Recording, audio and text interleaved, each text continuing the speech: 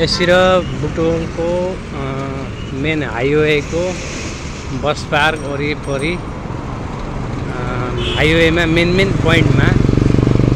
बुटोलको traffic चोक,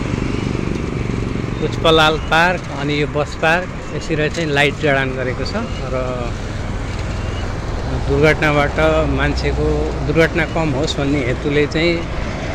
रोडमा उज्यालो light लगाएको छ र ठुलो लाइटका प्रयोग गरिएको छ भने साइडमा डिभाइडरमा पनि सौर्य ऊर्जाबाट चाहिँ चल्ने यो लाइट जडान भएको छ। यो रात्रिकालीन समय अहिले 8 बजेको समयमा यो भिडियो बनाइरहेको छु र यसरी चाहिँ बुटोलमा विशेष रात्रिकालीन अवस्थामा चाहिँ दुर्घटना नहोस् र बुटोल सहरलाई चाहिँ सौन्दर्यता पनि होस् भन्ने तरिकाले चाहिँ महानगरपालिकाले बुटोल उपमहानगरपालिकाले पालिकाभित्र चाहिँ सौन्दर्यता बढोस् भन्ने हिसाबमा यसरी चाहिँ सडकमा लाइट जडान गरेको छ र बुटोल चौरा, मिलन चोक, बस पार्क,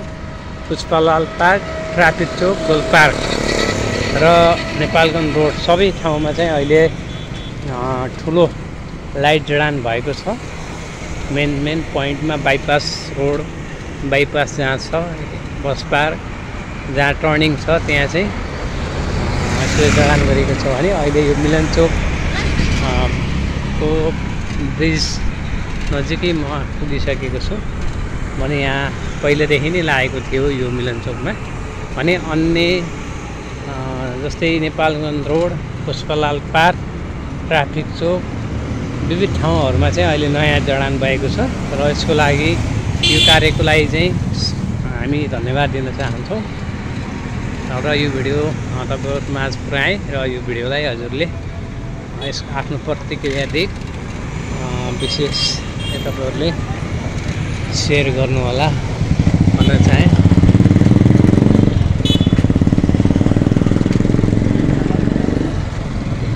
यसरी बुटोलमा विविध ठाउँहरूमा लाइट जडान भएको छ र दुर्घटनाबाट मान्छेको अकालमा मृत्यु नहोस् र रोडलाई व्यवस्थित गरौँ भन्ने तरिकाले यसरी लाइट जडान गरिएको छ र यसै गरी म अहिले मिलन चौकदेखि पश्चिम साइड तिनकुने एरियामा जाँदैछु जहाँ अर्को सेकेन्ड हाइवे छ र त्यहाँ पनि लाइट जडान भएको छ तिनकुने चोकमा र इटाभट्टी लाइन हुँदै योगीकुटी निस्किने जुन एउटा रुट रहेको छ त्यो रुटमा व्यवस्थित तरिकाले लाइट जडानहरू काम भइरहेका छन्, साइड लाइट जडान भइरहेका छन् भने अहिले म तिनकुने साइड पुग्दैछु। अब हामी तिनकुनेमा जान्छौँ। लाइभ भिडियो देखिरहनु भएको छ। अब यो मैले आजै खिचेको भिडियो यसलाई चाहिँ तपाईँहरूले हेर्न सक्नुहुन्छ। यो बुटोलको अहिले वर्तमान अवस्थामा बनेको रात्रिकालीन अवस्थामा कस्तो दृश्य देखिँदो रहेछ भन्ने हिसाबले मैले यो भिडियो लिइरहेको छु र अहिले हामी हाइवे मिलन चोकदेखि पश्चिम साइड पुगेका छौँ। यो तिनकुनेमा यसरी